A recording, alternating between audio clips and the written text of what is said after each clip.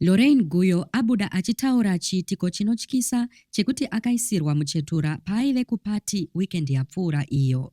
Lorraine ari kupora asi anoyambira munhu wese kuti agare akangwarira kunyange kushamwari kana kuhama dzemumhuri. Muri yeZimbabwe ndinokuchingamidzai zvakare panonzi pano. Ndapota musakanganwawo kusubscribe nekulikewo vhidhiyo rino zvakare nekurisheya. Izvi zvinobatsira kuti risvike kure kune hama neshamwari dzenyu dzisati dzariona. Lorraine Guyo uyo anozivikanwa nevhidhiyo rake Ndinyengeiwo munguva pfupi yadarika iyo akapinda mudambudziko rinotyisa.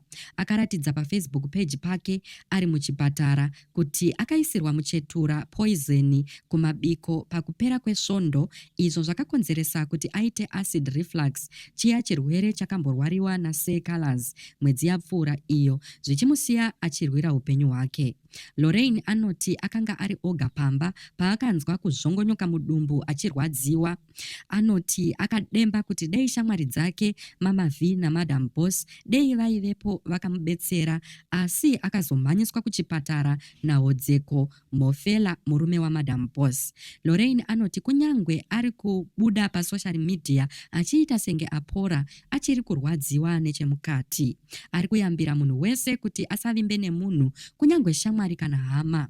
Lorraine anofungidzira kuti mumwe munhu ari pedyo naye akamuisira nduru yegarwe poison muchikafu. Muri yeZimbabwe mune